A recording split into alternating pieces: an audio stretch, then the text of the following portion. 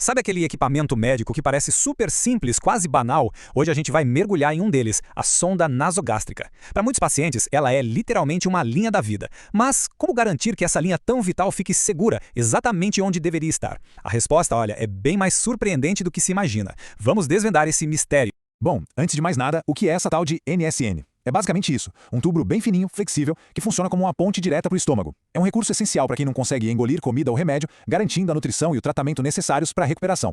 E aqui a gente chega no X da questão. Parece um detalhe, né? Um pedaço de esparadrapo. Mas a forma de fixar essa sonda tem consequências enormes para a segurança e para o bem-estar de quem está recebendo o cuidado.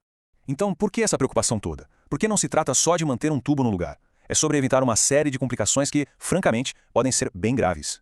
E os riscos são muito reais. Se a fixação não for boa, a sonda pode sair do lugar sem querer. E aí, adeus nutrição. Mas vai além disso, viu? Pode causar feridas bem dolorosas na pele, úlceras por causa da pressão e até impedir a circulação de sangue no local. São problemas que ninguém quer enfrentar. E isso nos joga direto no centro de um dilema que as equipes de saúde encaram todos os dias. Como é que se evita tudo isso da melhor forma?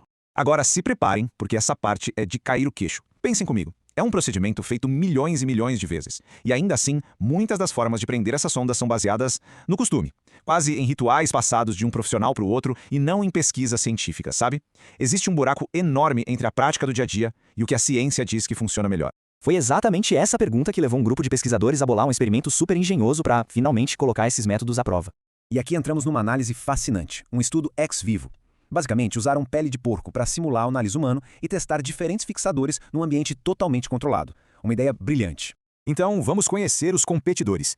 Os fixadores A e B são aquelas técnicas mais caseiras, feitas na mão com esparadrapo, que se vê muito por aí. Já o fixador C é um dispositivo comprado pronto, feito especialmente para isso. O método científico foi super rigoroso. Os pesquisadores criaram os modelos, aplicaram cada um dos 3 fixadores e depois puxaram. Simularam as forças que uma sonda pode sofrer no dia a dia. E mediram tudo. Se o adesivo soltou, o quanto a sonda se mexeu e, claro, o estrago que cada um fez na pele. Certo, vamos para os resultados, porque é aqui que a história dá uma virada e revela um conflito que ninguém esperava. Olha, esse gráfico fala por si só. Depois de 24 horas aguentando um puxão de 500 gramas, o fixador B, artesanal, falhou em 70% dos testes. O A falhou em 10%. E o fixador comercial, o C, taxa de falha 0. Nenhuma. Em termos de segurar firme, ele foi o campeão absoluto. Só que a história não acaba aí. Ser o mais forte, o que gruda mais, não significou necessariamente ser a melhor solução de todas. E este slide mostra o pulo do gato. É um paradoxo. O fixador C, o comercial, que grudava feito super cola, foi um dos que mais machucou a pele. Por outro lado, o B, aquele que soltava com o sopro, era bem mais gentil com a pele.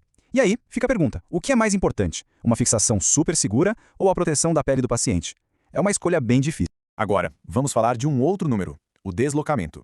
Nas técnicas artesanais A e B, o estudo viu que a sonda se moveu, em média, 52,17 milímetros. Gente, isso é mais de 5 centímetros.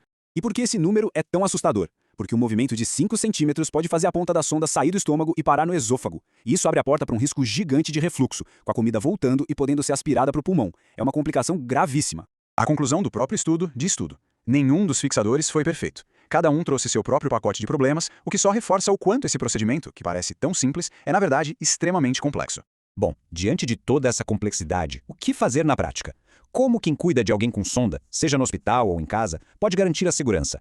Com tudo isso em mente, vamos traduzir essa ciência toda para o cuidado do dia a dia, especialmente para quem está cuidando de um familiar em casa. Esse passo a passo aqui é ouro. Deixar o paciente mais sentado evita o refluxo. Checar o que sobrou no estômago antes de dar mais comida impede sobrecarga. E claro, a paciência na hora de administrar a dieta e a limpeza da sonda são cruciais para evitar entupimento e desconforto. E o cuidado vai muito além da hora da refeição. Higiene é tudo, das mãos de quem cuida e da boca de quem é cuidado. Manter a narina hidratada evita aquelas feridinhas chatas por causa da pressão. E claro, ficar de olho, sempre na fixação e em qualquer sinal de que algo não vai bem.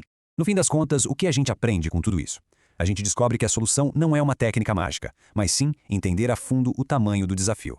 A grande lição é essa. A segurança do paciente está nesse equilíbrio delicado. Exige conhecimento, exige habilidade e uma avaliação constante para decidir o que é melhor em cada momento, pesando sempre o risco da sonda sair do lugar contra o risco de machucar a pele. E isso nos deixa com uma última reflexão. Talvez a busca não seja por um adesivo perfeito, mas sim pelo aperfeiçoamento constante das nossas práticas de cuidado, sempre com base na ciência e, acima de tudo, na atenção individual a cada paciente. A pergunta fica no ar.